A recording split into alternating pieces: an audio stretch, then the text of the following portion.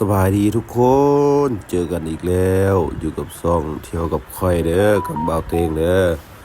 คลิปนี้ก็ตั้งใจอัดอีหลีแล้วทุกคนเนาะอันนี้ก็คลิปออกจากปั๊มน้ำมันเด้อออกจากปั๊มน้ำมันบ้านนาคำเนาะคลิปนี้เขาจะเป็นคลิปแบบฉบับเต็มเนาะที่เขาจะบันทึกเส้นทางระหว่างเส้นทางเมืองเฟืองเนาะทุกคนเนาะเมืองเฟืองเนาะว่าหลายคนก็บ่เคยมาเนาะหลายคนก็ผ่านตลอดคือค่อยเนาะผ่านตลอด แต่ก็อยากอัดคลิปให้พี่ให้น้องเห็นพี่น้องที่อยู่ไกลเนาะและพี่น้องกำลังจะมีแผนเนาะที่จะมาเที่ยวเมืองเฟืองเนาะบางคนก็เมืองเฟืองสมัยก่อนคนทางมันบ่ดีเนาะทุกคนเนาะอันนี้ก็เป็นปัจจุบันเนาะทุกคนเนาะอันนี้ก็อัปเดตวันที่นี่เลยเนาะทุกคนเนาะ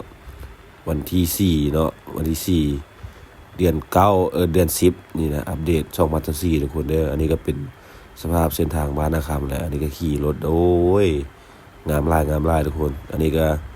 เวลาที่เขาอัดคลิปนี่ก็แดดกำลังกล้าเนาะเวลาประมาณอยู่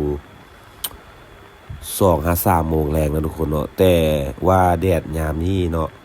แดดยามนี้ก็เป็นแดดที่บ่ร้อนแฮงเพราะว่ามันเริ่มเข้าฤดูหนาวแล้วเขตนี้นะขี่รถก็เย็นไปนำหนทางนั่นแหละอันนี้ก็วิวระหว่างทางเนาะทุกคนเนาะ วิวระหว่างทางระหว่างเส้นนี้เนาะงามหลายแล้วทุกคนเนาะ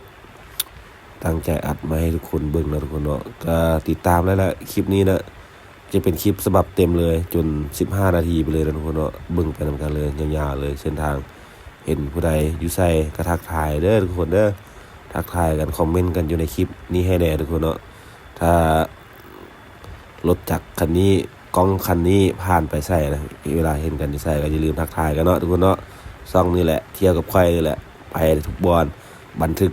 ทุกเส้นทางเนาะที่ผ่านเนาะจะบันทึกเป็นสตอรี่บันทึกเป็นความทรงจำไว้นะทุกคนเนาะไว้ให้พี่ให้น้องไว้ลูกให้หลานเห็นเนาะทุกคนเนาะว่าเส้นทางระยะนี้ระยะนี้นะมันจะเป็นแบบใดเนาะวิวธรรมชาติระหว่างทางจะเป็นแบบใดเนาะและก็ติดตามไปตรงกันเนาะทุกคนเนาะไปแบบนี้นะ